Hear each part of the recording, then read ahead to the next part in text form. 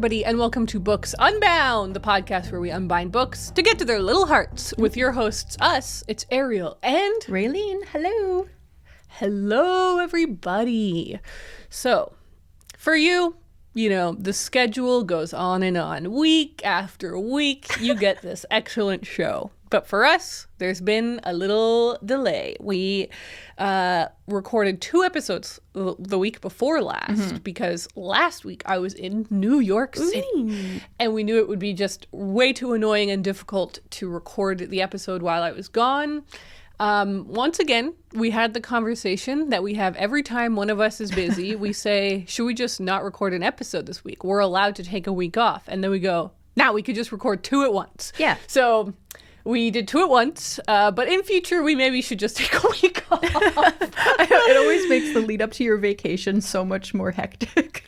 It's so much more stressful because I'm like, okay, I'm going on vacation. We're like, okay, we need to record 2 episodes. We've got all these things we got to do.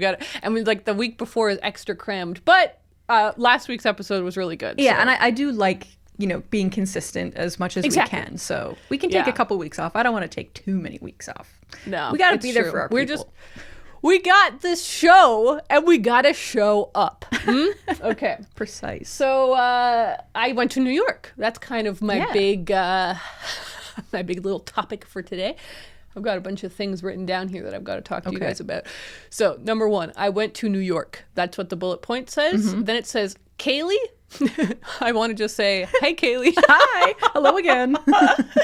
So the wonderful, beautiful, perfect Kaylee Hyde runs our Instagram account. You guys know Kaylee because we've mentioned her loads before, but she's also just my pal, our pal.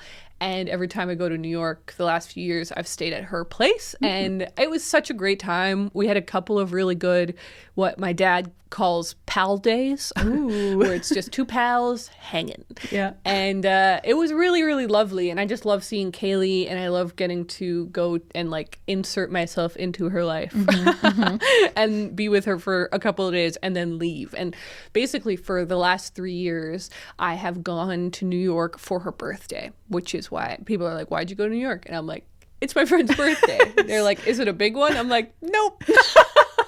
And luckily you're not that far from New York, so I mean you can kind of do it. It's not like going out to California every year or something. That's true. Although I will say the current flight situation, no one wants to talk about this because it's just boring and depressing, but the current plane situation in the world, and I'm not saying they shouldn't be expensive, they probably should be expensive to dissuade people from flying because it's bad for climate change, but there's some things going on here that I cannot wrap my mind around how these airlines are allowed to be such terrible companies. It's absurd what they get away with.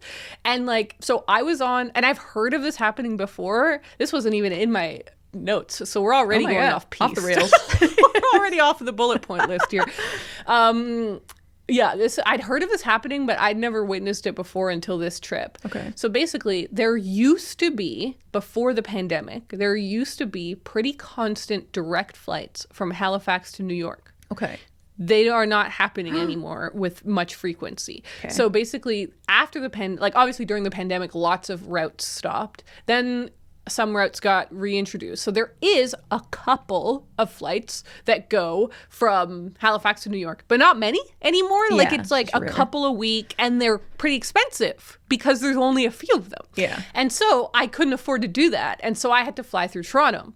Obviously, this adds the complication of what if you miss your connection, which I did. Oh! So I know. So this is what happened. So basically, I had over an hour between the 2 flights, and it was from Billy Bishop Airport. My Toronto pals know what I'm talking about, but basically it's a tiny airport that only has 1 gate. Yeah. So you're not going to be running across Heathrow and miss your flight or not know what gate to go to. No, you literally land, you get off the plane into a lobby, and then you would go to the next door. Yeah, I've been to an airport like that. It's you just can't get lost. No, you literally can't. So I was an hour for the connection seems like loads of time. And obviously that's how they sold it to me. They seemed to think that was lots of time. Whatever. So anyways, I'm sitting in the Halifax airport waiting for this first flight. And I can just tell this flight's not going to take off on time. Because I don't know. Once you fly a lot, you know what what the stewardesses are supposed to be doing, and I'm like, they're not even doing that thing yet. They're not even doing that thing yet. I'm like, we're not we're late. So then it's like we're supposed to leave at 11 a.m. Mm-hmm. It's 10:50. Oh, no one's on the plane. We're all just sat there still. They haven't announced anything. Oh, that's scary. And they say, we've oversold this flight. We are too heavy. That's what they said. They're like, they're too heavy. So I'm guessing that like they just didn't account for the amount of check-in bags that people had. Yeah, because I'm like, how? That's a weird one. Literally don't understand how. I know. It sounds fake to me, but okay. I know that you can't, like, weight really does matter in airplanes and helicopters. My dad is a helicopter pilot, and he's talked to me before about how, like, when you have cargo and people, you have to balance the helicopter and also. So I know that weight is a real thing and a factor. But in this case, I'm like, how did you guys do this? You fly planes every day. Like, okay, whatever. Anyways, this is literally so like, your thing. This is the whole thing that you do. They're like, our plane is too heavy. We need 6 people to agree not to fly. We will give those 6 people the same exact flight, but tomorrow at 11 a.m. instead of today at 11 a.m. B, a free hotel night at the airport. And C, $1,000. Whoa. Like, we've got a full-on auction going on. People are like, wait, I want $1,000. Yeah, and I'm just like, okay, I actually think that that's a fine model to do. Like, you have the airline has messed up and they need help from the customers. And so they're offering the customers something that's semi-generous. That's a fine system. How did you not know to do that an hour ago? Everyone here was checked in an hour ago. Yeah. How did you not like start this process until 10 minutes before original takeoff that's a time? Terrible idea. Right? It took them an hour to figure this all out. And I'm like, okay, there's no way I'm catching that flight. Yeah. Right? And I know, because of what I mentioned before, I know that there's so few direct flights to New York that I bet you lots of people have the same connection that I have. And so the next flight, because you'll be screwed up the next flight will also probably get full up. And what if I'm not one of the... And I'm just like, this is so silly. And so then finally we get on the flight and I like get a notice that said that I'd been rebooked onto that second flight, like that next flight leaving, because I was going to land at 2:15 and my flight was supposed to take off from Toronto at 2. Oh, so I missed it. Yeah. And so they're like, okay, we've rebooked you onto the 3 o'clock. And I'm like, cool. So I land, I get some food. God, all the food sucked and was so expensive. I know that's the worst thing about airports. You're like, I'm starving and I have to pay $13 for an egg and a piece of apple. That's exactly it. It's so funny. And then I'm like, okay, no problem, whatever. I'm rebooked. I'm still going to make it in time. Because the other thing I should have mentioned beforehand was I was flying, and I never do this, but I was flying the same day as the event. I was supposed to get to Kaylee's birthday party that night at 6 p.m. Or sorry, at 7 p.m. The reason I booked the flight was because I was supposed to land in New York at 3. Yeah. I was like, even if everything gets delayed, I've got hours of buffer. But also, because of this whole stupid system, the flights before on Saturday and on Friday were like $200, $300 more. And I'm like, I don't got the cash to do that, that buffer. I can't afford the buffer. So we're just going to have to try and make it work. Anyways, my second flight gets delayed. Gets delayed by, again, over an hour. And I'm just sitting there, like, I felt quite calm, honestly, because it was so completely out of my hands, of course. Yeah. But I'm also just, like, enraged the whole time at the concept of bad service. I felt really calm. Like, I wasn't mad at anyone. I wasn't like, you've betrayed me or you've betrayed me. But I just so frustrated when companies do slimy stuff like that. And because we just, especially in Canada, but in other places as well, we just don't have options. Like, you're like, why don't you take the train? Guys, there's 2 trains that leave Nova Scotia a week. So I only have 2, maybe now there's 3, but it's one train line via rail. The only place it can take you is Montreal. It only leaves 3 times a week, and it takes over 24 hours to get to Montreal. Like, it's like, So that's not an long. actual option, right? That's the only option I have other than driving. And then like, so then it's like the only way to get to New York is to fly. And then we only have 3 airlines in Canada. And really it's like 2.5. Yeah. Air Canada and WestJet. And then there's kind of Porter. But then there's all these little subsidiaries, all owned by Air Canada and WestJet. Uh-oh. I went on a rant, Raeleen. I went on a rant. It's okay. You're allowed to do that. I just think that it's so awful when companies have a monopoly like that and then they just like treat everyone like they're like garbage. Yeah. They're like, okay, we are here because we're trapped here, but you could still be nice. But they're like, Nah. no. Why would we do that? No. So anyways, the trip there kind of sucked because of all of this delay and nonsense. But the trip was lovely. Seeing Kaylee was really fun for her birthday.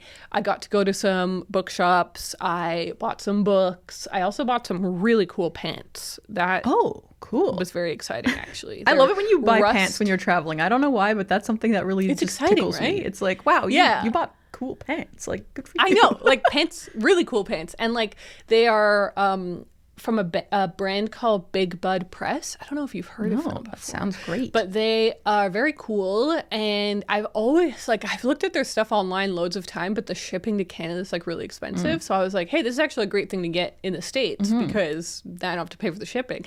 And they're rust red. And they're in the Western style. So they kind of look slightly cowboyish, but not actually. Like just like a tinge of a flair, you know?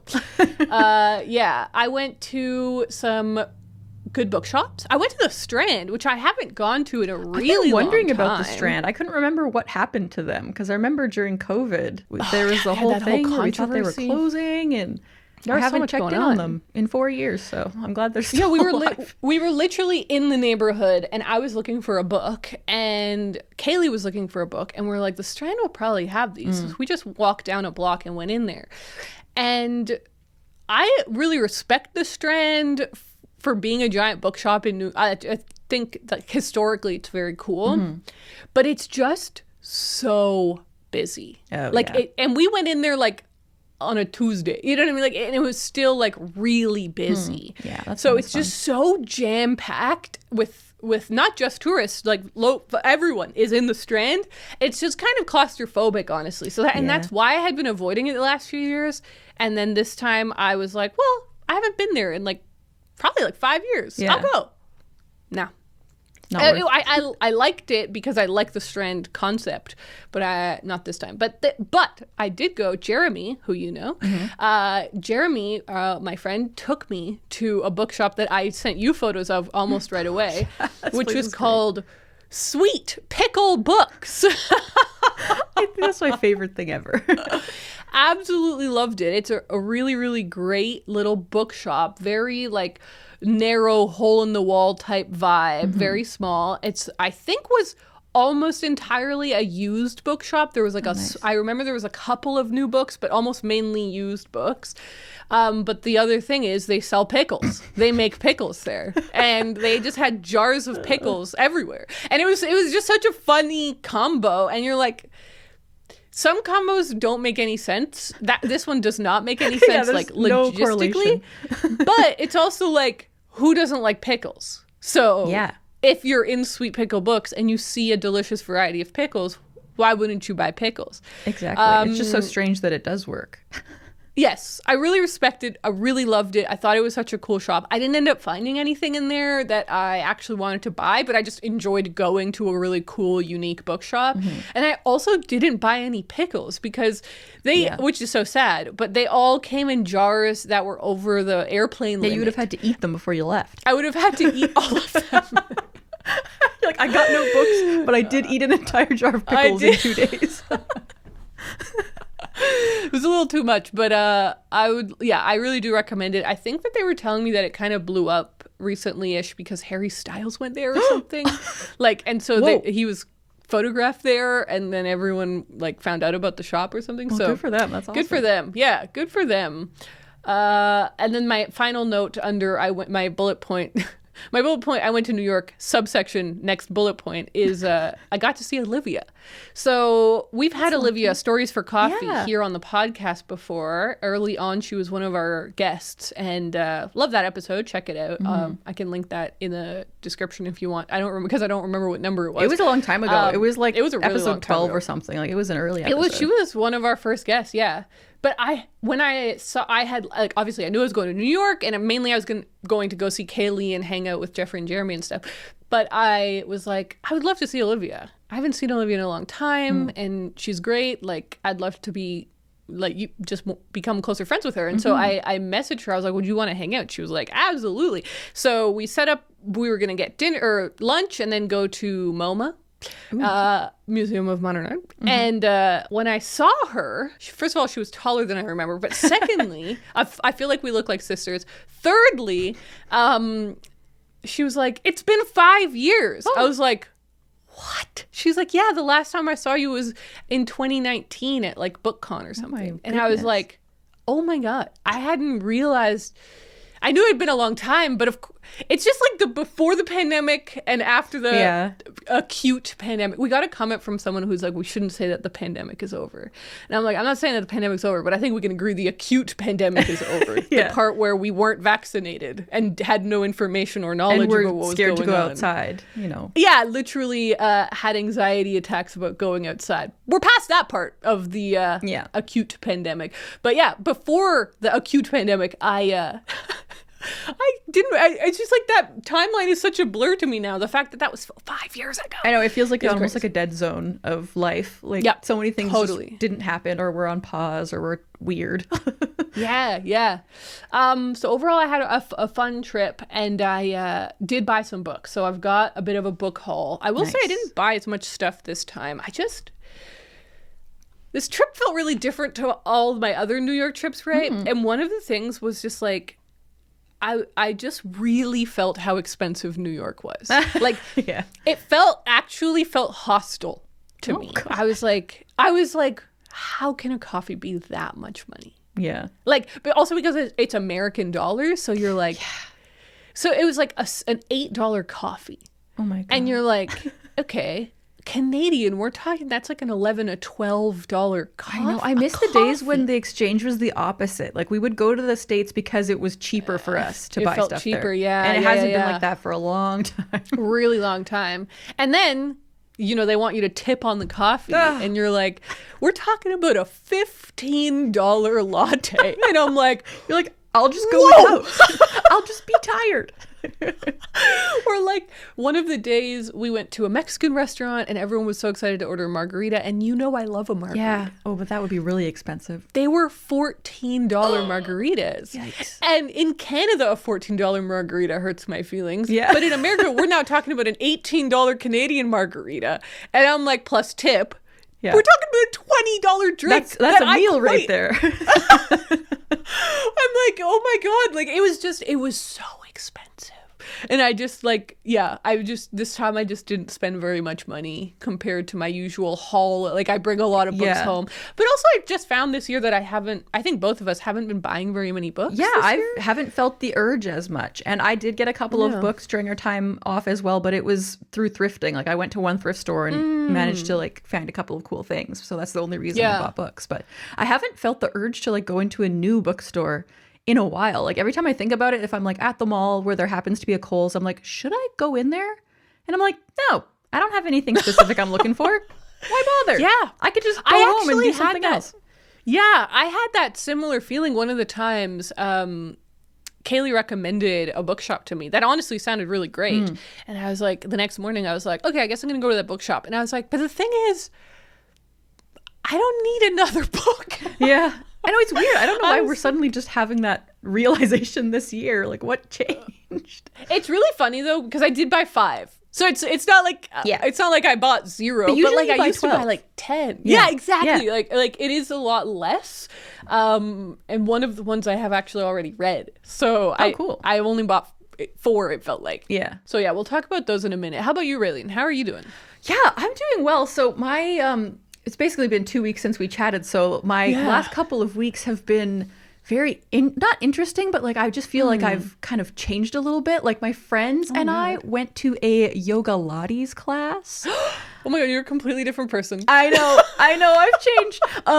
And so since then I've just like gotten into stretching and doing yoga like every day. Cool. Like I've gotten into like a mindset of I want to be more active and I'm actually doing it. It's not just like a wishful thinking type thing. It's like, no, I actually like my goal, and I'm putting this out into the universe, so it's going to happen. I want to be able to do the splits again. I used to be able to do the splits when I was a young teen, because I did like gymnastics and acro and stuff.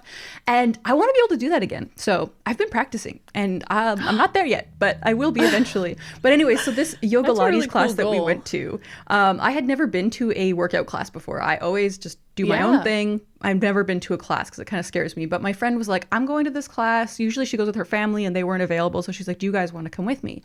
And so we were like, okay, sure. Yeah, let's do this. And so we went. Yeah. And it was just like at a rec center. So we were in a little room that was basically above where like there's a swimming pool on one side and an ice rink on the other side. And we were like looking down on both of those things. And there just so happened to be a public skate and then a hockey game happening while we were doing the Yogalates. Amazing. So it was very loud. The lady warned us that sometimes pucks will hit the glass, but not to worry. It's all good. Luckily, that didn't happen when we were doing the class. But at the very end of the class, when we're all doing shavasana, which for those who don't know is basically just lying on the floor, completely relaxed, she had music playing in the room, and there was also like Thunderstruck or something playing during the hockey game, and it was just so cacophonous, and I was just laying there like, I can't relax while this is happening. It was the least relaxing shavasana I've ever experienced. That's really funny. It made me appreciate like working out by myself at home. And so I was like, that's interesting. Yeah. And so I was like, you know what? Yeah, I'm going to get into this. And so I've been stretching every day and it's been feeling great.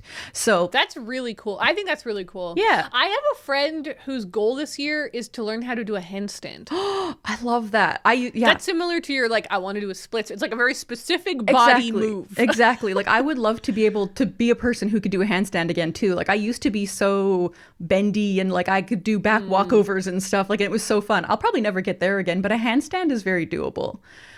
Seems doable, that's a but fun also goal. honestly seems pretty hard. Like, it is pretty hard, especially if you're talking like handstand without a wall. Like to be able to just stand she's free. Talking without a wall. I've never been able to do that successfully. She's in circus. Like she's like a bit of an acrobat. And like she's been learning that the last few years. And so that's I feel like she'll be able to do it. But she sends me progress videos, and I would have just thought it would take like 2 weeks and she'd be doing a handstand. So hard. But absolutely not. It's like I'm like really gaining a lot of respect for what an acrobat can do. Like you have to be so strong to be able to do any of that stuff. Strong. Like so strong. Crazy. And that's the other thing I'm learning. I'm like, I have no upper body strength at all. Like I tried doing a push-up during a Pilates class and I was like, oh, that's interesting. My triceps don't exist. So that's fun. So I'm on a whole journey right now. So yeah, my main thing is splits, but I do just want to generally become more fit and stretchy. All right, so that's how we've been the last few weeks. Busy, but I have a couple more updates I've got to do before we jump into some books. Oh, you do too. Okay, great. We've got lots to talk about, people. We are very excited actually, to announce that our first bookmarks from the Bookmark Club have been shipped out, and I got mine, and they are so beautiful. Yay! So we worked with this amazing artist named Sophie Adele, who I found on Instagram ages ago. I followed her. I'm like obsessed with her account, and then when we were like, let's choose our artists, I was like, Raeleen, look at her. She does these amazing interiors. And you loved her too. And we were like, what if she did our reading corners? Yeah, and so each bookmark is one of our reading corners, which is just so cute. And then each sticker is our reading chairs. My little chair. These might be my favorite stickers we have had. Obviously, I'm very biased. Yeah, they're so personal. That's my chair. Yeah. But also this year we've started sending out these really lovely artist cards that just like explain and give a bio of the artist and everything. So I'm just really happy with that. So if you are part of the Bookmark Club, what was I going to say? If you're part of the Bookmark, my brain blanked. If you're part of the Bookmark Club, these should be on their way to you. If you're not, unfortunately, the window to subscribe is closed. But our leftover packs have just have just come out a few days ago. Oh, hell yeah. So basically every year we order a specific amount for the people that are subscribed to the club. But we always have to order a bit extra in case people's don't show up and just in case of all sorts of different in cases. Yeah. And then at the end of the year, we're left with a couple of these packs of our beautiful bookmarks and beautiful stickers that didn't get shipped out. And so it's very inconsistent how many we have. I don't even remember how many we have, but we have like more of some than the other and stuff. But if you want to check them out, that will be linked in the description and you can go and buy last year's pack. So it's a nice way because this really is, if you're like, damn, I really missed out last year. I wish that I had gotten them. This is literally it because they're just the leftovers. We're not actually reprinting them. Yeah. Okay. And then my final update that I wanted to mention before we move over to you, Raeleen, is that I was on another podcast. Yeah, that's right. I betrayed Books Unbound. How dare you? So this was actually recorded a year ago. What? It was a year ago that this was recorded. Okay. Yeah, it was when I was in England last spring. And Sana of Books and Quills, who we've also had on this podcast, had asked me to go on her brand new podcast called The End of the World Book Club, which is a very cool name, I think. And it's basically a book club for dystopian books. Oh, cool. And she loves dystopian books. And so she's got all sorts of cool episodes and like reading different books and exploring different topics and having on a bunch of different guests. And I was on her first full main episode reviewing and talking about and discussing 1984 by my man, George Orwell. Of course. So that just came out like a week ago. And I really wanted to shout it out here because I really think that if you like Books Unbound, I'm sure you'll like Sana's new podcast. Yeah. Again, we'll link that in the description. It's called The End of the World Book Club, and you can find it everywhere, wherever you listen to podcasts. So I wanted to shout that out for sure. Very cool. There you go. All right, Raeleen, what about you? Well, my last update is less cool than all of those things, but I just wanted to talk about the fact that we got a PS5 recently. My God, wait, I love this update. Yeah, so we've been saving up for a while because I was like, I really want a PS5, but one, they're so expensive, and two, we would need to get an extra controller, and like we need to get games and all this stuff. So we basically gave ourselves like this window of savings that we needed to reach before we could buy anything. And so we've been saving for a few months, and we finally reached it, and I was like, it's time. Let's get the PS5. We need it. Like, we have had a PS4 for a long time, and it is like, it basically is dead. It barely works. Yeah. And so we were like, you know what? Yeah, it's time. And so we did that. And I've been having so much fun because we also got the like PlayStation Online thing, whatever that is. And I didn't realize that they have basically this whole library of games that you can just, if you're subscribed, you can just download almost any game. Like, there are some games that you obviously would have to pay extra for, but there's just like this huge library of cool games. And I think it's such a cool system. So I don't have to, buy a $60 game that I might not even like, only to, have to buy another game that's also $80. And so it's just been really fun. And so I've been playing the newest Life is Strange game recently over the past few days. And I have been wanting to play this game since it came out. It came out a couple of years ago, but my computer wasn't powerful enough to play it. So I was like, God, I'll never be able to play this game. But now that I have a strong machine, I'm able to play it. And I'm so excited. So yeah, that's basically my update. I just wanted to let you know that I'm really into gaming now. So I might You're a gamer girl and a yoga girl. I know, like, there's no time for reading. I'm stretching and playing games all the time now. But I did read a little bit. Cool, I read a little bit while we were off, so. Yeah, so did I. So, I mean, that's a beautiful transition. Let's talk about books. Well, I think we need to start with our hauls, right? Yeah, that's a good idea, actually. Start with our hauls. I have 5 books to haul. What about you? I have 4, so that's actually pretty perfect. Cool. Well, I'll start us off, and we'll just go back and forth. Why not? The first book I'm going to haul, okay, I'll start with Human Acts by Han Kang. So I had to grab this for a couple of reasons. Number one, I have seen this so many places for the last few years, and I always think about it, but I go, nah, I just keep not getting it. But then this time I finally got convinced because Kaylee saw it and was like, have you read this? I really think you'd like this. This is one of my favorites. Like, she really pitched it. And it's so different when you have like a personal recommendation from a friend. You're like, okay, actually. But then also she was like, it's marked down for $5. So I was like, okay, this great. is a situation where like it actually doesn't make sense to go home and buy it. Yeah. Like this is, it's not going to get cheaper. So I'm excited about this because I did really like The Vegetarian when I read it all that time ago. And so now I'm like, yeah, why wouldn't I read another book by this author? Totally. It's quite short. It's like 220 pages or something. And the reason that like that the kind of honestly the thing that tipped me over was that Kaylee was like, you like ghosts, right? I was like, yeah. She was like, there's a ghost. And I was like, okay. Sold. I'll get it. Easy money. So that was the first one that I'll mention. What about you? Nice. So, I mentioned that I went thrifting, I think. I found a few books there. So the first one I found was Lord of the Flies by William Golding, which seems really random, but this is a book I read in high school like everybody else did. And I've been wanting to get my hands on a copy, but I wanted like a decent looking copy because most of them are so ugly. Like I really hate that main cover with the pig on it. And they're really? Okay, that's interesting because I disagree. I like it. I think it's so iconic. Like yeah. It is iconic, but I'm like, you know what? In this case, I want something else. And so I got this cover that has like a big bug on it and a picture of Piggy. Like, I like this one. And I was like, you know what? This is a perfect opportunity. I've actually been trying to find it for a while now. Like, every time I go thrifting, I'm like, Lord of the Flies? No. Yeah. No, not today. But yeah, so that felt good because cool. It's a book I've already read. So I have two of those that are just books I've already read that I happen to pick up. I like that. Yeah, I think I would really enjoy rereading that book because I really liked it when I read it. But I was literally in grade 10. I know, I've been thinking about it for a long time. 14, I'm like, 15. I should read that again. Yeah. Okay, the next book that I bought was Sister Love, The Letters of Audre Lorde and Pat Parker. So basically every time that I go into a bookshop now, I try and see if they have a collection of letters, and usually they do, which is interesting. That's cool. It's always like letters and diaries or letters and journals. Yeah. And there's always more journals and diary published than letters, but there's always seems to be some letters, which is really fun. It says, poets Audre Lorde and Pat Parker first met in 1969. They began exchanging letters regularly 5 years later.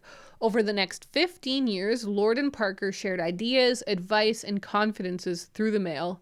They sent each other handwritten and typewritten letters and postcards, often with inserted items including articles, money, and videotapes. Sister Love, this book, gathers this correspondence for readers to eavesdrop on Lorde and Parker. They discuss their work as writers as well as the intimate details of their lives, including periods when each lived with cancer. So it seemed really, really neat. Oh, yeah, it finishes. Sister Love is a rare opportunity to glimpse inside the minds and friendship of two great 20th century poets. There's a couple of things about that seem really cool. I've heard lots about Audre Lorde and Pat Parker, but I've never like read a collection by either of them. Yeah. I feel like I've read one-off poems, but I don't really know them very well as poets. So I was like, what an interesting way to get to know these that's really cool. people. But then the other thing that intrigued me was I love that the person who wrote the synopsis like admits to eavesdropping. The use of that word, I was like, yeah, because it is what we're doing when we're like reading correspondence. That is eavesdropping. It's like somebody reading our text messages to each other. Yes, exactly. Yeah. I think it's so fascinating. And the fact that these are literally two poets writing to each other. I'm like, beautiful. What is their writing style going to be like? Is it going to be poetic or is it not? Like, is their poetry kind of this thing that they do over here, but not like, I don't text you differently than how I talk, but at the same time, I'm not trying to impress you that way, right? Like, yeah. If we were writing letters, I'm sure we would write a little bit differently. Maybe we would try and be a little fancier. Yeah. So I don't know. I thought that seemed cool, and I'm enjoying my forage into letters, of course. So that is fun, and actually, that just kind of reminded me that when we were teenagers, we actually did used to write each other letters, which is kind of a fun fact. We would send each other a book and a letter. Like every now and then we would pick a theme for the book and then we would just write each other a letter, and there were always like multiple pages of just like updates from our lives, even though we talked online too. It was just we must have those somewhere. Yeah, I don't know. I must have those somewhere. I'd forgotten about that until just now. Right? But it was really so cute. I love that we did that. Adorable. We were cute teenagers. Okay, the next book I found was another one that I've been like looking for a long time, and it's kind of random, but it's Jellicoe Road by Melina Marchetta, which is a book that was, it made the rounds like a long time ago. I remember it was really big on BookTube for a little while there, and I don't really know that much about it, but I've just been curious about it for a long time because I've read a lot of reviews where people are like, this book was so good, and like it took me a while to understand what was happening, and I'm like, what does that mean? Like, it's kind of a mystery. It's the beginning of the synopsis kind of explains the plot well. At age 11, Taylor Markham was abandoned by her mother. At 14, she ran away from boarding school only to be tracked down and brought back by a mysterious stranger. Now 17, Taylor's the reluctant leader of her school's underground community, whose annual territory war with the townies and visiting cadets has just begun. So that sounds, I mean, I think I probably wanted to read it because of boarding school, honestly, back in the day. But I'm also kind of on a quest to read more Australian authors. So that's also partly why I'm excited about it. But yeah, it's funny. I've just been like, this book popped back into my consciousness again recently. And then I happened to see it when I was at the thrift store. So I was like, buying that. So yeah, that's really funny because I have had that book on my shelf for probably 15 years. Okay, we should buddy read it. And I keep meaning to read it. Like I've been meaning to read it for 15 years because when it blew up on BookTube like 15 years ago or whatever, 12 years ago, I was like, this does sound really good. And I bought it. But then I never ended up getting around to it. I love that you still have it though. So I think that's a sign. We should read that. Because also it's I've heard so many good things about it, and like we don't read a lot of YA anymore, but so many people love this book, even people who don't typically read YA. So I'm like it won the Prince Award. Like it's one of those YA books that's like top tier. So totally, it's one that I've just been really wanting to read. So I'm glad I finally found it. Okay, so the next book that I bought is Letter to the Americans by Jean Cocteau. So I saw this on a little stand, and I was just intrigued by the look of it for sure. This was a cover pickup. I was like, that's pretty. And then I was like, wasn't Jean Cocteau in Midnight in Paris? I was like, I kind of feel like he was one of the like artists or something in Midnight in Paris. I just looked it up. I don't think he was in Midnight in Paris. I think I might have been wrong about that. But that's okay. I have heard lots about Jean Cocteau before, but I don't really, like, I've heard his name around, but I really don't know what he did or anything. So, and then I looked him up when I got home that night. I was like, what is this? Who is this guy?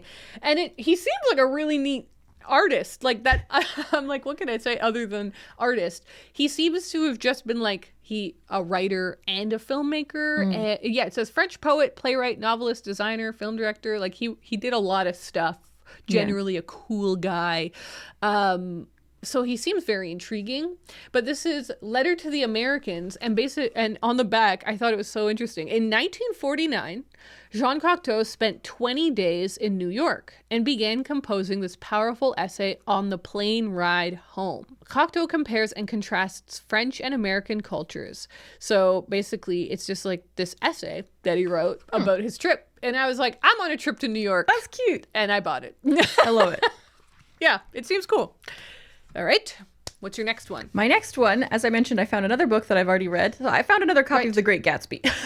So I picked that up. It's funny. It's one of these, like, every time I find one that's like, oh, this is like a very obvious copy, it's funny that I don't have it. Like, it's just another Penguin copy, the ones with like the kind of minty green spine.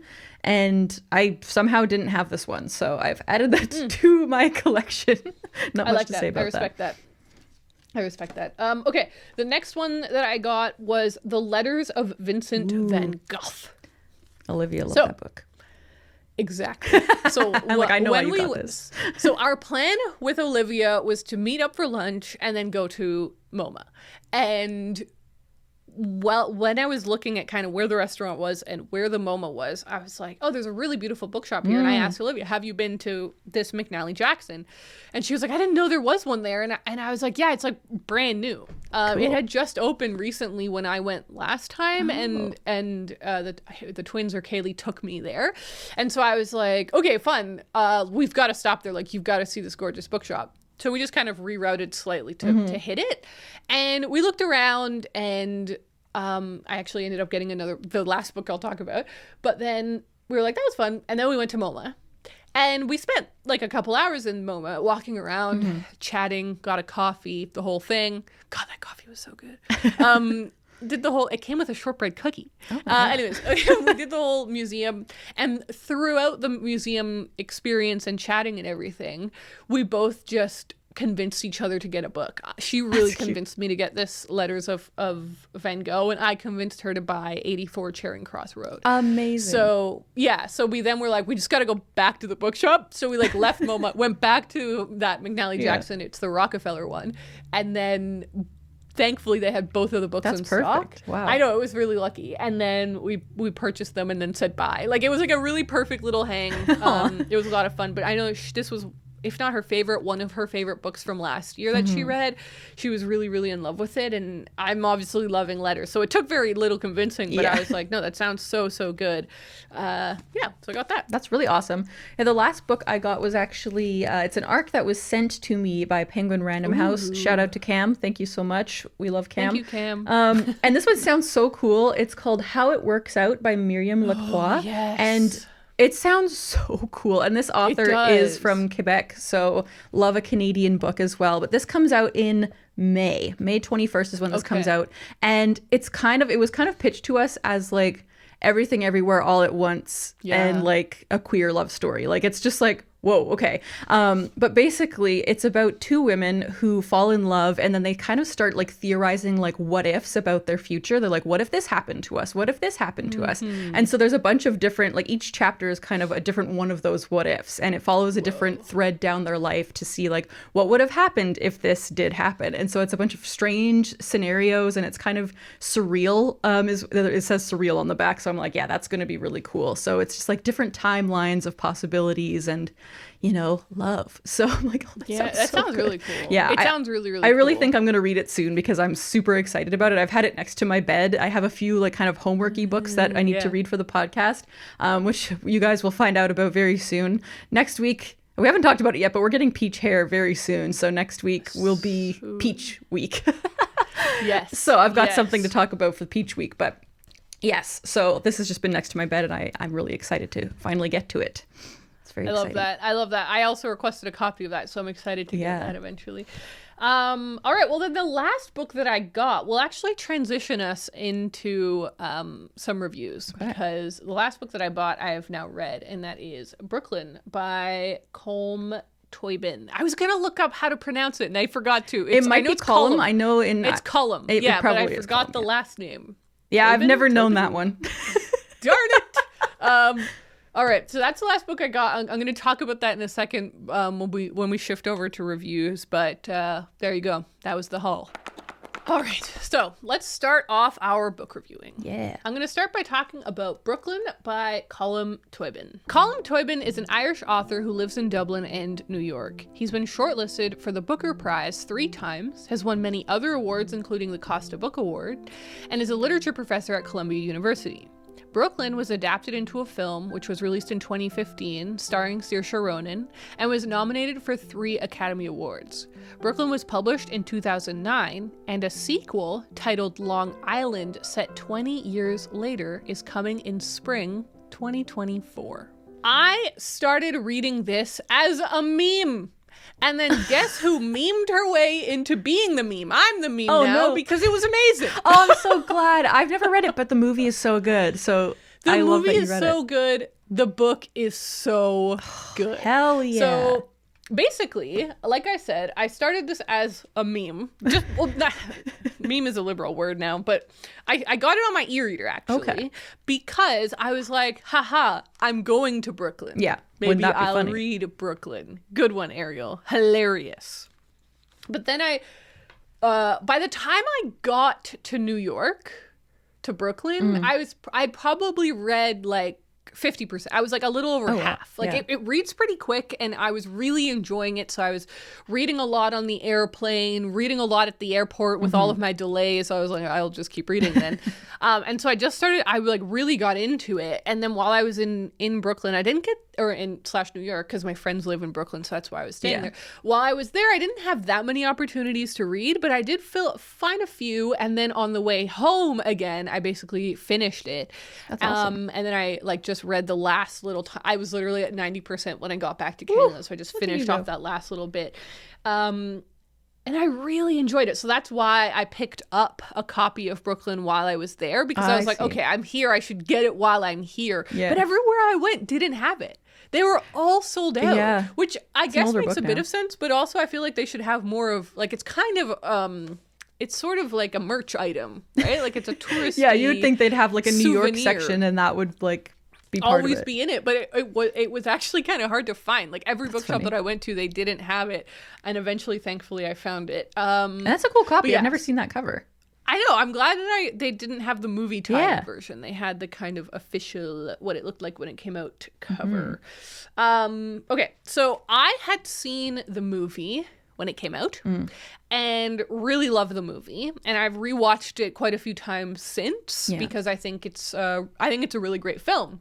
I always think in my head whenever I think about that film, I'm like, Tony. The way everyone says Tony in that movie is just hilarious to me.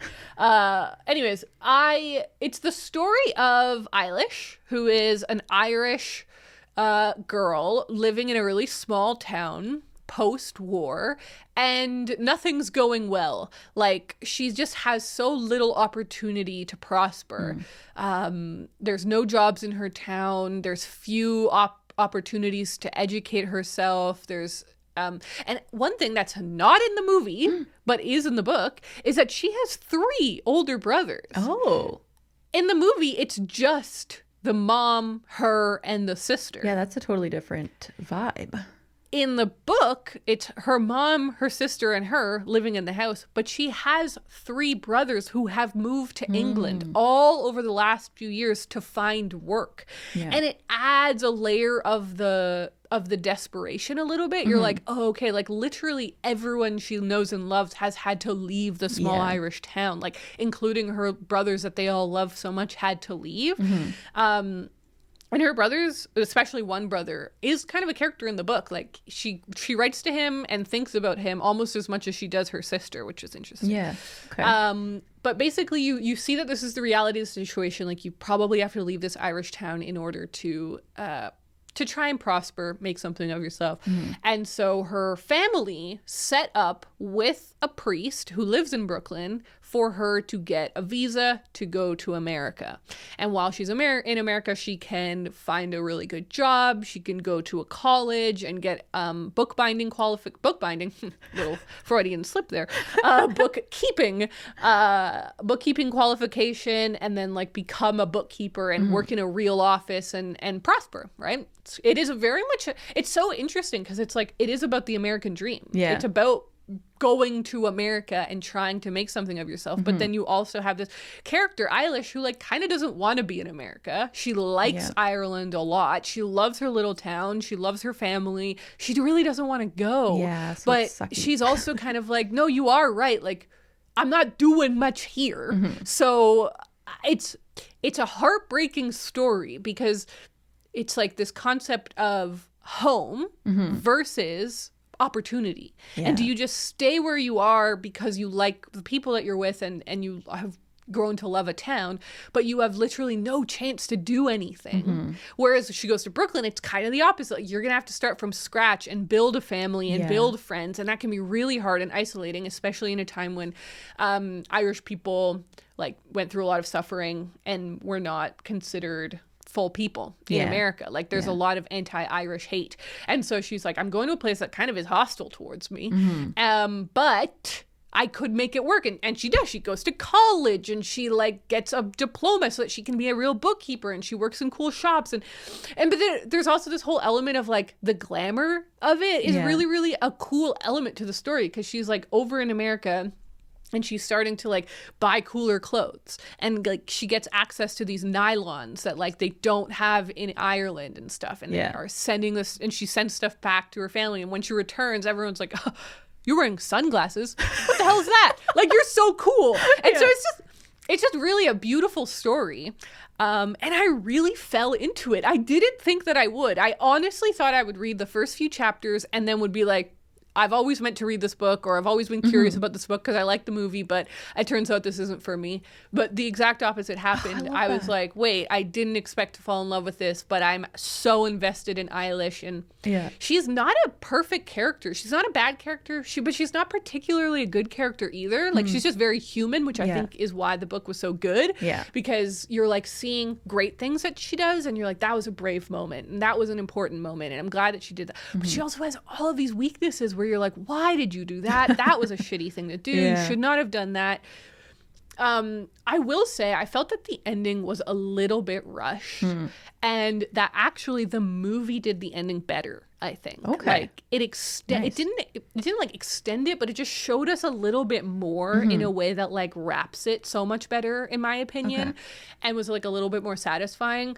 But there was also a couple of really like key moments in the movie that I really loved that were not in the book. Oh. And I was like, oh, wow, that's so interesting. Like Nick Hornby did the screenplay for Brooklyn. I didn't know that. And I was like, Nick Hornby actually, I think, added some things that were improvements, like really made some poignant points and metaphors. And I don't think this is a spoiler. You can't really spoil this movie. It's just about a girl who goes on a boat. Do you remember near the end, like in the movie, she's going back to Brooklyn like for the second time, and now she's kind of mature, and she's the like woman who knows what's going on. And she meets a young Irish girl, and you have this like beautiful passing of time moment where she's like, okay, wait, I had an older person help me when I came. Now it's my job to help you, and we're all gonna help each other. That is not in the book. And that to me is one of the most powerful moments in the movie. And so there's a couple of moments like that where I was like, wow, okay. So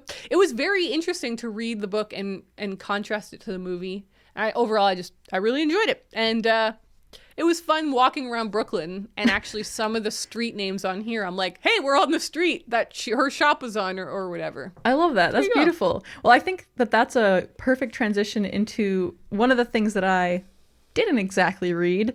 A Tree Grows in Brooklyn by Betty Smith. Oh my God. I thought we should talk about this. Totally. So after we last recorded, I sat down to read this book and decided I didn't feel like reading it anymore. Whoa. How far into it were you? I was about 25% into it, I want to say. Like, I read a big chunk of it, and I wanted to talk about it because I do think that it's a good book that lots of other people will like, so I did kind of want to hype it up. It just wasn't for me. But one thing about the book that's really fun is that the main character she's a young girl she's like 11 years old, and she loves reading. She loves making up stories, and like her dream is to be a writer. And so I know that a lot of people love that. Like, that's obviously a great thing for a main character for people who love books. So that's the main thing. I also wanted to say the descriptions of Brooklyn in the 1910s were so good. Like, if you love lush, like descriptive writing, this book definitely has that. Like, it really put you there. And it almost kind of made Brooklyn feel like a cozy, like small town community almost. It was giving me like Gilmore Girls vibes somehow. I don't know why, but it was kind of giving me that vibe of like everybody knows each other. You know, the kids will like go to this little shop, and like the shop owner knows exactly who they are, and will be like, yep, here's a loaf of bread or whatever. Like, it just was very like wholesome. So it just gave me Gilmore Girls vibes, which I know people are often looking for that type of thing. So I wanted to mention that. And it also has really interesting like family kind of dynamics going on, because you've got two young kids and then their parents, and the parents are both like poor and are struggling to get by, and they both like work these, you know, tough jobs of like cleaning and all this kind of stuff. But then the father has a drinking problem. He develops a drinking problem like as the kids are growing up. But the daughter, like the main character, she loves her dad so much, even though he has all of these faults, and like the mother is maybe the more like upstanding person, but she loves her dad so much, even though he's maybe not the best parent to her. And so I thought that was like a really interesting aspect of the book, is like her mom, you know, basically does everything for her, but she's maybe not as nice as the dad. And so the dad is just like her hero. And so that was really interesting. But the reasons I didn't like it and didn't want to continue reading it is, one, I thought the book was way too long. I feel like it kind of meandered a lot. And it's kind of a plotless book, which is fine. We love plotless fiction. But the problem is I feel like it didn't have anything else to kind of back up the plotless plotlessness. Right. You know, you have to have, I think, either really strong characters or a really strong like vibe of some kind that will like make the plotlessness okay. And I felt like after 25%, I didn't really feel like the characters were like fully formed people. Like they just kind of felt flat. And I felt like a lot of the things that were happening were just like kind of happening to them without any reflection. Like it was, I don't know, it just felt kind of flat for me. It didn't feel like a robust story or book. Right. So it got to the point where I was like, this isn't worth it for me, but I really think it would be worth it for some other people. So I did want to shout that out. That's really interesting. Yeah. Well, those are our reviews of 2 books about Brooklyn. Set in Brooklyn. All right. Well, I actually finished 2 other books this week. Oh my gosh. Can you believe? That's crazy. The first one is On Writing by Stephen King. Stephen King is a horror, thriller, and sci-fi writer. He was born in 1947 in Maine, where he still lives now. He has published over 60 books and is the author with the most movie adaptations of his books of all time. He has sold over 350 million copies of his books, making him one of the most popular authors of all time. On Writing was first published in 2000 and is a mixture of memoir and advice on the craft of writing. Writing the bio for Stephen King was kind of hilarious. Yeah, you're like, he's just the most coolest, like, most prolific author of all time. I know, I'm like, you know how they say, like, this man needs no introduction? Yeah. I literally felt that with Stephen King. I was like, I feel kind of stupid writing this. If you like, don't know who Stephen King is. But, so I tried to throw in that fun fact some people might not know, but the fact that he's the author with the most movies ever made from his books. That makes a lot of sense. Very cool. This was a reread for me, and I started reading it, rereading it as an audiobook the first time that I read it. And I forget if this is the second or the third time that I've read the book, but the first time was also as an audiobook. But when I remember the first time that I read it, I also was reading the book. So I was kind of like listening, and it was a very immersive experience. This time I was just listening to it again in the car. And after the first session, I was only like less than an hour in. The next drive I did with Connor, and I was like, I think you might enjoy this, and you can really just drop in because it's a book about writing. And so he dropped in, and we started listening to it together, which was really great because it was fun to listen to it together. But the negative was that now I could only listen to the book with Connor, so it took a really long time for us to get through it because we had to be in the car at the same time. Like the settings had to be perfect. That's funny. But yeah, so we finally finished it, and I really enjoyed it again. And I'm glad that I reread it because I've always said that it's one of my faves. And now this is like re-upped it. I'm like, yep, this book is really solid. Good. Yeah. Super recommend it to anyone who is in any way creative because it's about a person explaining their creativity and their life as a working artist. And in this case, he's a writer, but he talks about his process, how he writes, where he writes, the process, his advice to writers, how he literally crafts things, but also it's definitely largely a memoir about his life and how he got into writing and why he got into writing and all these sorts of things. So it was great. It was really, really good. Super recommend it. And I'm glad that I reread it. Also, I just realized that I'm not wearing my engagement ring in this video. And I was like, oh my God, imagine there's a scandal and someone's like, they're not engaged anymore. Okay, so the other day I saw Cate Blanchett in the trailer for Borderlands. I don't even want to talk about that. Don't. But I just typed in Cate Blanchett into Google because I wanted to see like what are her movies that are coming out or something. And when I typed it in, the first result that came up was like scandal about Cate Blanchett. People think, sources say she's not married anymore. And I was like, what? And I clicked it. I clicked through. It got me. I clicked through and it was like, she has been spotted in 3 different occasions not wearing her wedding ring. And I was like, okay, first of all, she was wearing like really fancy gowns with really giant, like cosmetically beautiful. Yeah. If you're going to events, your jewelry might be different. Exactly. So I was like, okay, literally, I think it's just for the costume, or for the outfit or whatever. But I was like, this is so. But then just now in this moment, I was like, oh my God, what if people do a Cate Blanchett and think I'm not engaged? I am still engaged. I took the ring to the jeweler and I was like, what do you think? Because I feel like it's too floppy. Yeah. And they were like, it's way too floppy. I was like, oh, okay, cool. Yeah. Because I literally said, I was like, my friend who has an engagement ring, she said that her fingers swell in more obviously in the summertime. And she's like, yes, but this is too much. Just a little bit too much. Yeah, it's a little bit too much. So she agreed, and so it's just being resized. Nobody panic. I'm good. Nobody freak out. Okay, the other book that I finished this week was Feel Good Productivity by Ali Abdaal. Ali Abdaal is a former doctor who transitioned into a full-time productivity YouTuber. His YouTube channel has over 5 million subscribers and was launched primarily as a place to help other medical students navigate exams before transitioning more largely into study videos and then productivity videos. He was born in Pakistan, lives now in London, and Feel Good Productivity is his first book, which was published December of 2023. So I talked a bit about this book when I first brought up that I was reading it. And yeah, I like Ali Abdaal a lot. I think his YouTube videos are really great. He seems like a really cool, chill dude. And I enjoy his calm attitude in his videos. He just seems like, I don't know, because there's such a genre of like productivity bros, and it's sometimes good, sometimes not. But I just really enjoy his videos. And I think his book really well encapsulates his video vibes. Like feel good productivity. He's just trying to like live a good life.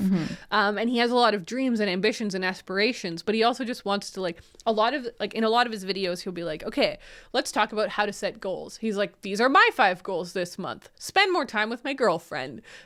Make sure to call my mom. And it's like, and then it'll be like, get my business to this thing and get my YouTube channel to this thing. So he always has a really good work-life balance as his goals and stuff like that. Cool. Whereas I find a lot of productivity YouTubers can just be like, how to make more money, how to retire at 35, how to invest. And you're like, oh my God, this is a very stressful situation.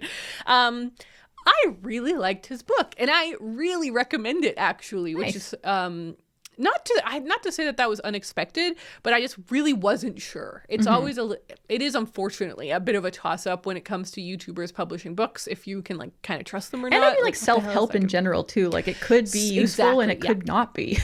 I totally agree. And you know, there's that whole phenomenon where you read a nonfiction book and you're like, the idea was good, but you could have said this in 100 pages instead of 300 pages. And then you find out it was originally an article that they like ballooned up for it to be a book or whatever. And you're like, yeah, you shouldn't have done that. I was like, maybe this is going to be a case where like, you should just watch his videos and like he's just trying to put his videos into a book, and I wouldn't blame him, but at the same time I was like, I don't know if it's gonna matter that it's in book form. I think he wrote a great book. Like I think this is a really good book. I think that if you know nothing about him, you stumbled upon this in a bookshop, you liked the theme and the concept, and then you read it, you would get everything out of it. Then it doesn't matter if you know about his channel or not. I think it's such a great self-help book. And so basically, it's all in the title. It is about like how to feel good in your life while also being productive, and how those two things actually have a lot in common. And he spends a lot of the book sharing like really interesting studies. You can really tell that this guy was a doctor, like very evidence-based, very studies-based, where he's like, okay, I want to talk about the topic of this.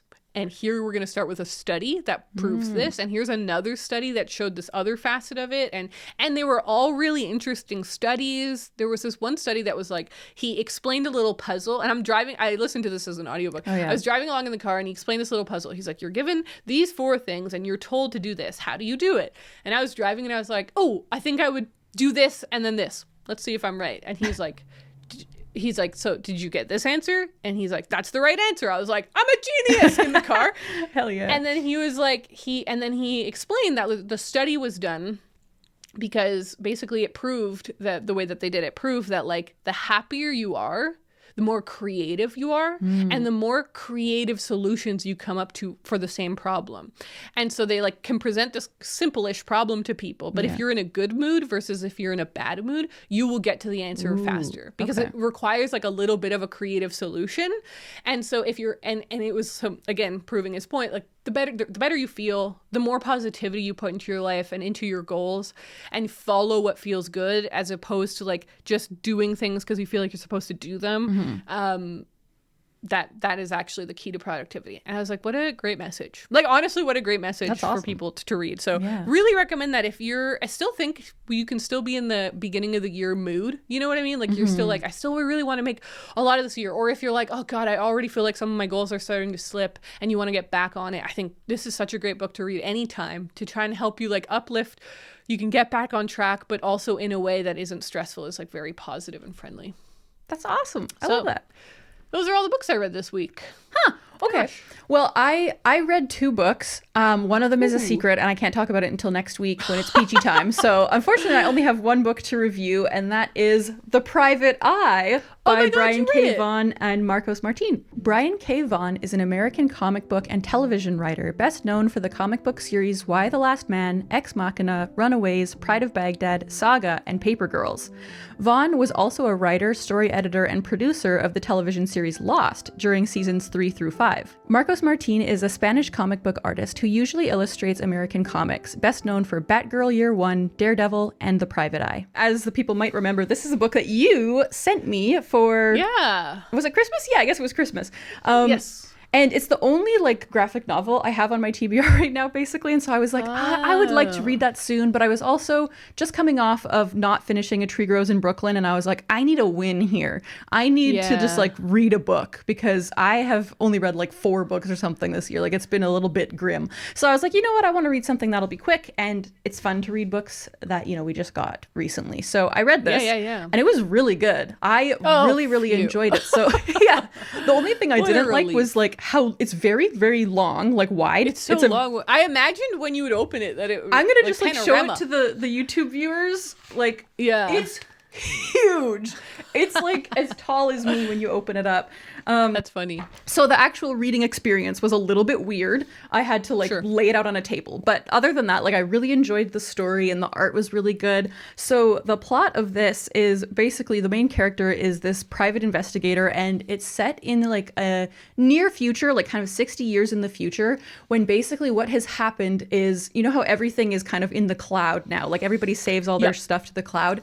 Basically the cloud burst, as they call it, and everybody's information was released. And so all the people from this generation who are basically like us, like millennials and people who are, you know, people now in our now time, they basically all have gone into hiding almost, and like people like because privacy has become such an issue, and so it's set 60 years after this happened, and so the main character obviously wasn't alive when it happened, but his grandpa is basically like a millennial who is like he like misses technology and he's like always wishing he could go back online because he misses it so much, and it is quite funny. It's like that's imagine us 60 years from now, like we don't have our tech anymore, we're all scared and sad. And what's funny, okay, I don't remember when this was written, but I actually feel like most millennials want to get rid of their tech. Yeah, I know. That's like, it is funny. Like, I feel like we've kind of swung around the other way now where most millennials that I know are like, what happened? Like, totally. This is way too much. Yeah, I think this came out like 5 or 6 years ago at this point. I feel like the tech that we are nostalgic for is like MSN. Yeah, like the kind of retro stuff where it was simpler. Yeah. There wasn't, you know, we didn't really do video calls. Like, yeah, MSN is so true. I would just text chat with people from my school. But yeah, so that's like the plot of this. So everybody kind of walks around wearing masks and costumes so that they can hide their identity. Okay. And so the main character is this PI who kind of like helps uncover like people's identities and stuff. And cool. Yeah, so it's like a really interesting plot, and the art style is very colorful, very bold, kind of comic style. So it was a lot of fun to read. Like I had a really good time with it. I just read it over a couple of evenings and it was excellent. So I would say if you can get your hands on a copy or read it online or something, I'm not really sure how you can access this book because it seemed kind of rare, but it was definitely worth the read. I felt like it was a little hard to get, but it seemed like if you had time to wait, you could get it. Do you know what I mean? It was kind of just like on back order or whatever. Like if you have 2 months, it'll get to you. Totally. But I didn't have 2 months because I had to get it to you for the Christmas episode. Totally. But yeah, so I highly recommend it. Like Brian K. Vaughan never disappoints me. Like I love Saga. I love Why the Last Man. He's just awesome. So I'm really glad you bought it for me because I would have probably never read this, but I'm glad that I did because it was awesome. So I think I'll just quickly tell you guys what I'm reading now before we get out of here. So I'm actually reading 3 books right now, which normally would be stressful to me, but I am feeling very chill about it. I don't know what, something is changing in me and I'm becoming a different person. So the first thing I'm reading is actually The Last Unicorn by Peter S. Beagle, which is funny because I just talked about it in like a couple episodes ago as something I was hoping to read soon. And we got some comments that were like, that's a great book, you should read it. And so I was like, you know what? I'm just going to read it. What the hell? And so far, we'll see. I'm not like loving it, but I'll keep you posted next week. And then I'm also reading The Island of Dr. Moreau by H.G. Wells, which is a reread. And I'm reading this. This is a fun little sneak preview to the coming months. I'm recording an audiobook of this for our Patreon subscribers. So I am currently 32 pages in. It's taking me a long time to read it, obviously, because I'm reading it for an audiobook. So I probably won't finish it like by next week, but I'm doing my best because I'm recording an audiobook, which is really fun. Although I'm having to look up so many words because I don't know how to pronounce them. They're like ancient boat words, like boat words from the 1800s. And I'm like, I don't know. I realized I didn't know how to say schooner before I started recording this book. So now I know. Do you remember how you thought it was pronounced? Schooner. Oh, wow. Okay, that's I recorded a whole chapter and I was like, that felt wrong. I should look that up. And now I just look up every word I don't know how to pronounce. So that's been my process. That's better than having to go back. Oh, that's funny. Okay, and the final book I'm reading it's actually not a book. And this is gonna be really strange. So I'm reading a fan fiction. Oh, go on. Yes. So as you may remember, in our wrap-up episodes, we were reading about, different books that people said were their favorite books of 2023 and all this stuff. And as I pointed out, there were 3 people who said that their favorite thing they read the entire year was this fan fiction called Manacled by Sen Lin Yu. Oh, yeah. This is a Harry Potter fan fiction that's basically The Handmaid's Tale meets Harry Potter. So, interesting. Yeah. So, you know how in Community they have the darkest timeline? This is the darkest timeline for Harry Potter, I think. It's really dark. Voldemort has won. Everybody's dead except for Hermione. Hermione is one of the only people who has survived. And basically, Voldemort has this like reproduction effort going on. And it's just, it's really grim. Oh, like to make more wizards. Yeah, because basically like the wizarding population is dying out. Turns out purebloods don't have great fertility rates. And so they are basically using other people like the half-bloods. Okay, I see what you're saying. Handmaid's Tale. Yeah, exactly. It literally like the author was inspired by The Handmaid's Tale. They watched the first episode of The Handmaid's Tale and were like, wait, this is really interesting. And so far I'm really loving it. I'm actually buddy reading it with a friend. Wow. And it's been a fun experience. Like it's definitely a dark read, but it's really good. Like it's really well written. And I'm just enjoying, like we were talking about this the other day, I'm enjoying reading it because it's easy to read because I already understand the world so well. And so it's like you just jump in and there basically doesn't need to be much world building. It's kind of like, okay, so this is where we're at. And you're like, yep, I understand everything. Like I understand how the magic works, all this kind of stuff. So I'm enjoying just like how easy it is to kind of fall into it. And it's very readable. So while I'm reading some slower classics on the side, I'm also reading this like fast-paced fan fiction. So it's really long though. It's very interesting. Yeah, it's 77 chapters. 900 pages long. Yeah, which I know. The funny thing is it's like, I feel like I'm afraid of reading long books like that. But for some reason, this doesn't stress me out at all. Like I'm just okay with the fact I'm going to be reading it for a while, and reading it with a friend is helping. So we're basically reading like 5 chapters a week, kind of roughly. This morning, an article was published on today.com. Is it because the book is being published? Semi-legit. Yeah. Yeah, I was going to talk about that too. But not in its it's going to have to be rewritten completely because it's literally just The Handmaid's Tale and Harry Potter squished together. That seems like a copyright nightmare. Exactly. So, and I read about this. The author is going through like extensive rewrites, but the book is actually going to be like the story is going to be published in some form, which I think is so interesting. Because this is like a really, really popular fan fiction. Like it's huge. The fans are rabid for this story. I find fan fiction so fascinating. It is. I think we've talked before about how I can't read fan fiction because my brain can't get over the fact that it's not canon. I'm like, why would I waste my time reading? Like, that's how it feels like. I'm just narrating my brain. I'm like, why would I waste time reading something that's not real? Like, as if any of it is real. But you know what I mean? Like, exactly. It's literally all fiction. But it's all fiction. But I'm like, but this is fiction of fiction. It's like not, it's so unreal. But like, I can objectively understand why people really like it. And then when something like this happens where like this is kind of what happened with 50 Shades of Grey, right? Yeah. Like, that was Twilight fan fiction, and then she reworked it to be able to publish it. Yeah. But yeah, it's it's just kind of cheesy, right? It says the enemies to lovers romance centered around Hermione and Draco will undergo a transformation to become a novel called Alchemized. Ooh. And you're like, okay, so they're still wizards. Like, that's so funny. Yeah. Oh, I don't know about that. I know. That's really fascinating. Wild. Good for her. Good for her. I know, and it's just funny for me. Like, this is not something I ever anticipated. I never thought I was going to be here, but I'm happy to be here. That's so fascinating. Yeah. Cool. All right, neat. Well, I am still currently reading 7 Empty Houses. I didn't make any progress on it because basically I stuck to my audiobooks and to the e-reader book. But other than that, I'm not really sure where I'm going to go next. Fun. But yeah, thank you guys so much for listening to this episode. As always, we had a good time chatting, catching up. I feel like we had so much to catch up on. Yes. So this was kind of a longer episode than anyone saw coming, but that's good. That's probably good.